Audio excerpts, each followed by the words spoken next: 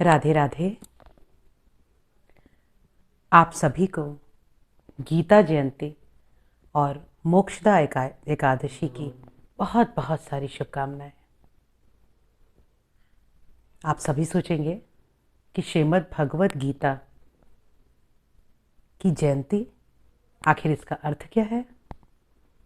तो सबसे पहले बताना चाहूँगी कि श्रीमद् भगवत गीता ही एकमात्र ऐसा ग्रंथ है जिसकी जयंती मनाई जाती है।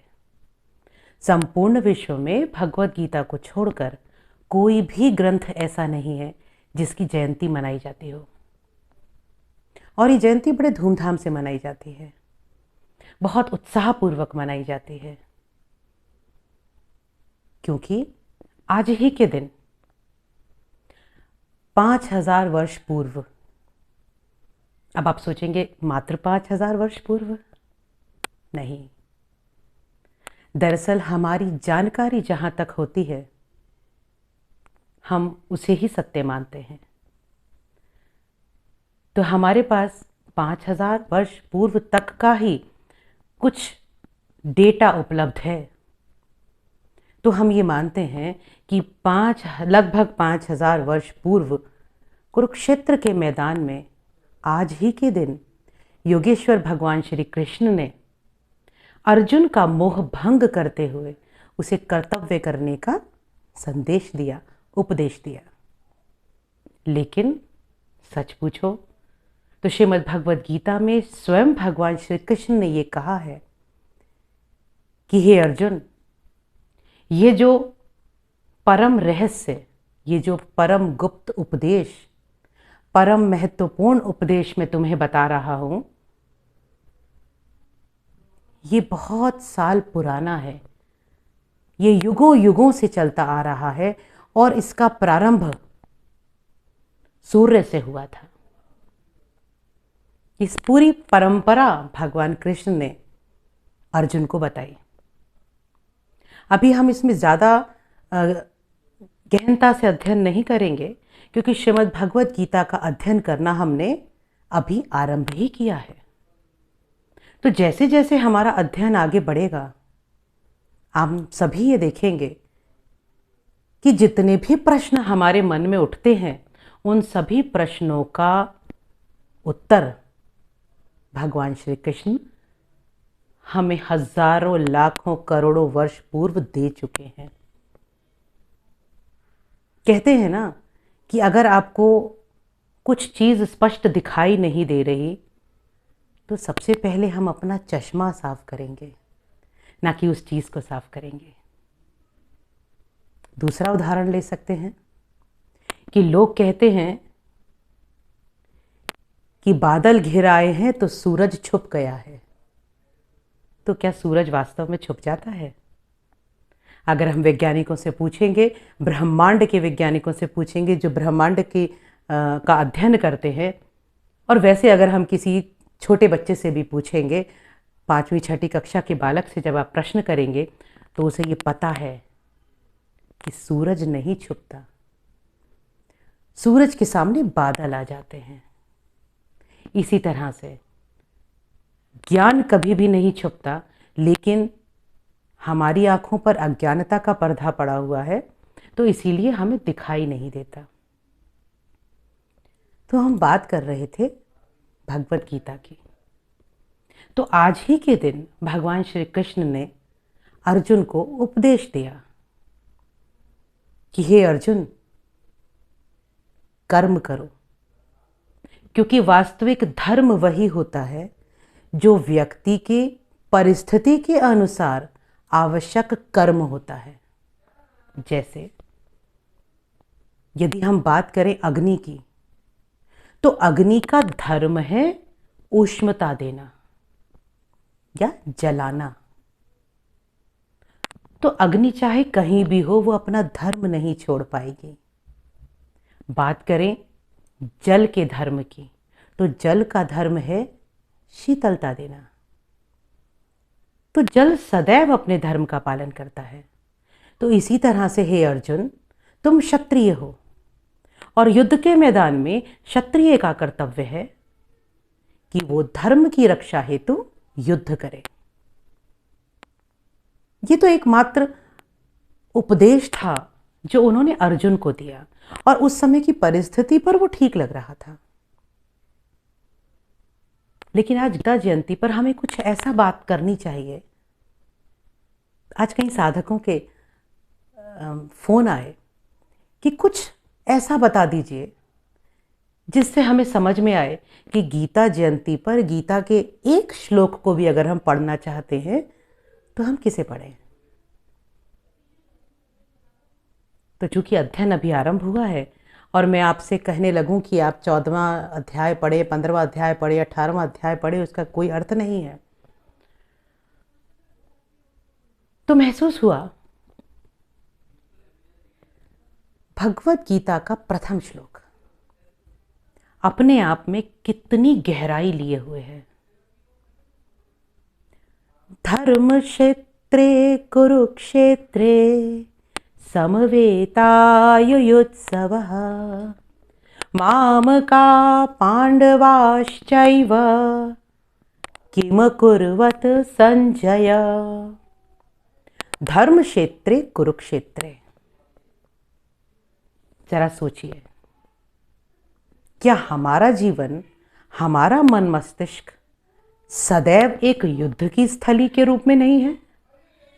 क्या हमारा जीवन एक संघर्ष की स्थल नहीं है, जहां सदैव सुख दुख, लाभ हानि, जय पराजय, घृणा राग द्वेष प्रेम तनाव, इन सब के बीच में द्वंद्व चलता रहता है, युद्ध चलता रहता है। देखा जाए, अगर गंभीरता से विचार किया जाए तो श्रीमद् भगवत गीता मात्र अर्जुन को उपदेश नहीं है। श्रीमद् भगवत गीता का एक एक श्लोक मेरे और आपके जीवन पर आधारित है, मेरे और आपके जीवन को परिलक्षित करता है। जैसे एक दर्पण है और दर्पण में आप स्पष्ट प्रतिबिंब देख पाते हैं, उसी तरह से श्रीमद् भगवत गीता का जब हम गहन अध्ययन करते हैं तो हमारे खुद के जीवन का स्पष्ट प्रतिबिंब परिलक्षित होता है श्रीमद् भगवत गीता में। और श्रीमद् भगवत गीता में भगवान कृष्ण के द्वारा जो उत्तर दिए गए हैं, जो सुझाव दिए गए हैं, अगर हम उनको अपने आम जीवन में लागू करना शुरू कर दें तो मोक्षदा एकादशी सत्य हो जाएगी। कैसे? मोक्षदा, मोक्ष दायनी। लेकिन मोक्ष कैसा? आप और हम अभी तक मोक्ष का अर्थ एक ही समझते हैं, और उसका अर्थ है जन्म मृत्यु के आवागमन से मुक्ति पाना। सही है ना? परंतु मुझे ये बताइए, मृत्यु के बाद जन्म किसने देखा? क्योंकि हमारी बुद्धि बहुत सीमित है, हमारी सोच बहुत सीमित है, हमारी समझ बहुत सीमित है, हमारी चेतना बहुत सीमित है। तो इस एक मृत्यु के बाद जो जन्म होने वाला है उसके विषय में तो हमें जानकारी ही नहीं है। तो हमें कैसे पता चलेगा कि हमारा मोक्ष हो गया? क्योंकि मोक्ष का अर्थ अभी तक विभिन्न उपनिषदों में, पुराणों में जो हमने पढ़ा, उसका अर्थ है जन्म और मृत्यु के आवागमन से मुक्ति प्राप्त करना। लेकिन मैंने अपनी सामान्य बुद्धि से अध्ययन करके जो जाना है, मोक्ष का अर्थ है इस जीवन की समस्याओं से मुक्ति पाना। अब समस्या से मुक्ति कैसे मिलेगी? आप सोचेंगे कैसी बात कर दी? जब जीवन है तो समस्याएं तो लगी रहेंगी, परिवार है तो उलझनें तो बरकरार रहेंगी, व्यवसाय है तो कष्ट तो आएंगे, तो मुक्ति कैसे मिलेगी? नहीं। जिस मुक्ति की बात मैं कर रही हूं वो मुक्ति हमारे परिवार से, हमारे समाज से, हमारे व्यवसाय से संबंधित नहीं है। दरअसल जितनी भी समस्याएं हैं, जितनी भी परेशानियां हैं, वो किसी दूसरे के कारण नहीं है। समस्याओं का मूल कारण हमारे स्वयं के भीतर है। जब हम खुद को प्रत्येक परिस्थिति का, प्रत्येक कर्म का कर्ता मानने लगते हैं, तो उसके फल का भोक्ता तो हमें बनना पड़ेगा, क्योंकि भोक्ता वही होता है जो कर्ता होता है। श्रीमद् भागवत गीता में भगवान श्री कृष्ण ने बहुत स्पष्ट कहा है, कर्मण्येवाधिकारस्ते मा फलेषु कदाचन। अर्थात हे अर्जुन, कर्म करने पर ही तेरा अधिकार है। कर्म फल की चिंता करना छोड़ दो।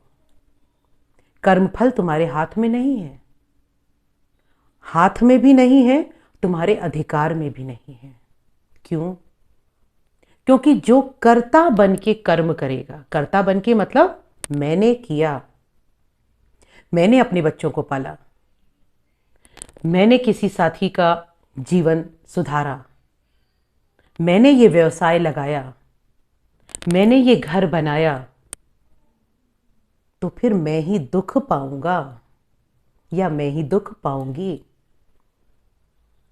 मैंने अपने इस जीवन में बहुत से लोगों को देखा है, 50-55 साल की उम्र होते होते महिलाओं के अंदर खास तौर से एक अवसाद की स्थिति पैदा हो जाती है कि हमने सारा जीवन अपने बच्चों के लिए ये किया, ऐसा किया, पढ़ाया लिखाया, पाला पोसा, रात रात भर जाग करके उन्हें हमने बड़ा किया, उन्हें हमारी ज़रूरत नहीं है।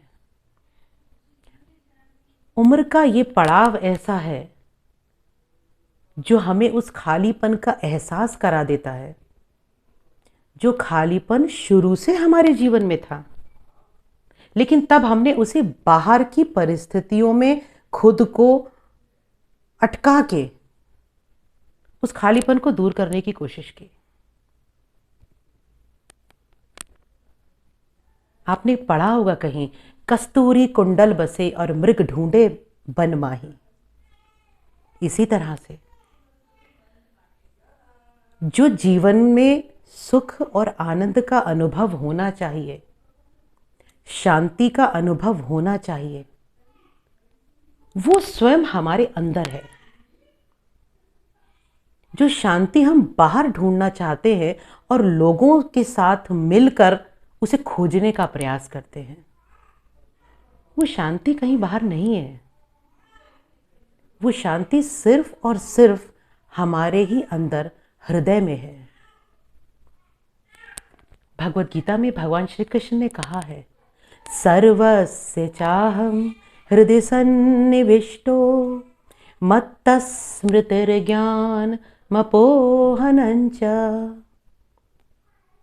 सभी के हृदय में मैं ही आविष्ट हूं, बैठा हूं। पर देखो तो सही, फुर्सत कहां है। हम इतना व्यस्त हैं बाहर कि खुद में झांकने की कोशिश ही नहीं करते। इतना व्यस्त है अहंकार में, इतना व्यस्त है मैं में, इतना व्यस्त है मोह और ममता में कि अपना खुद का आपा दिखाई ही नहीं देता। लेकिन वो आपा ही सुख है। श्रीमद् भगवत गीता आपको एहसास कराना शुरू करती है, आप अपने आप में संपूर्ण हैं, आपको आवश्यकता नहीं है। लेकिन चूंकि युद्ध है, कहां कहा गया है श्रीमद् भगवत गीता? युद्ध की स्थली पर। तो जीवन युद्ध है और युद्ध में सिर्फ एक ही पक्ष नहीं हो सकता। देव और असुर, यही तो संग्राम है। अच्छाई और बुराई, यही तो संग्राम है। तो ये देव और असुर कौन है? ये कोई फिक्शन फिल्म के कैरेक्टर नहीं है कि उनके दो सींग लगे हैं, नहीं। ये देव और असुर दोनों ही हमारे हृदय के अंदर हैं। कभी अकेले बैठकर सोचिएगा, जब मन में किसी के प्रति क्रोध आता है तो वो असुर है, लेकिन उस क्रोध के साथ ही अचानक मन में कहीं एक प्रेम का भाव भी उत्पन्न हो जाता है, एक क्षमा का भाव उत्पन्न हो जाता है, लेकिन फिर अहंकार सिर उठाता है। ये दुविधा है, ये द्वंद्व है। तो उस पल में जब क्रोध और अहंकार आया था, तब आपके हृदय के किसी कोने में क्षमा का भाव भी आया था, लेकिन आपने उसे बिठा दिया, तू अलग बैठ। अभी अहंकार जाग रहा है, अहंकार जाग रहा है, यानी हमने उस असुर को पुष्ट कर दिया। असुर को पुष्ट किया है तो कृष्ण को दूर कर दिया, कृष्ण को दूर कर दिया तो शांति दूर हो गई। समझने का प्रयास कीजिए, देव और असुर, अच्छाई और बुराई सब हमारे हृदय के अंदर हैं, और इसी हृदय में भगवान कृष्ण कहते हैं मैं भी हूं। तो जब हमारे हृदय के अंदर कोई भी आसुरी शक्ति सिर उठाने लगती है, तो तुरंत याद कर लीजिए कि अगर यह आसुरी शक्ति पुष्ट हो गई तो मेरे हृदय का कृष्ण कहीं चला जाएगा। मुझे क्या चाहिए? यह मेरा चयन होना चाहिए, बाहर की परिस्थिति का नहीं। अगर बाहर की परिस्थिति का चयन हुआ तो मेरे अंदर की शांति खत्म हो जाएगी। अगर चयन मेरा होगा तो निसंदेह कृष्ण मेरा होगा। कृष्ण मेरा है, लेकिन हम उसे देख नहीं पाते, हम उसको महसूस नहीं कर पाते। तो श्रीमद् भगवत गीता यही सिखाती है, और गीता जयंती पर मैं यही बात आप सबसे कहना चाहती हूं।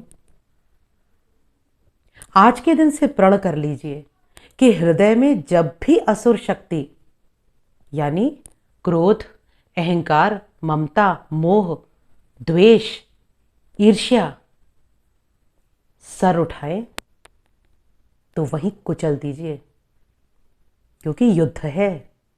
अगर युद्ध में दुश्मन को कुचलेंगे नहीं तो दुश्मन आपको कुचल देगा।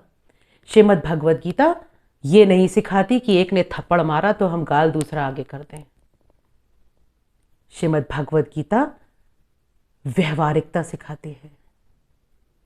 श्रीमद् भगवत गीता जीवन को सही तरीके से जीना सिखाती है। आपने ये सुना होगा ना, यदा यदा हि धर्मस्य ग्लानिर्भवति भारत। सुना है ना?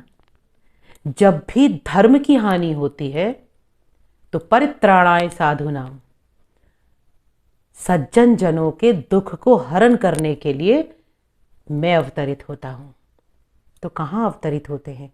कोई हमारे आपके शरीर की तरह थोड़ी सी पैदा हो जाते हैं, वो तो हैं, वो हमारे अंदर ही हैं, बाहर कहीं नहीं है। फर्क सिर्फ इतना है कि जब मेरे हृदय के अंदर, समझिएगा, जब मेरे हृदय के अंदर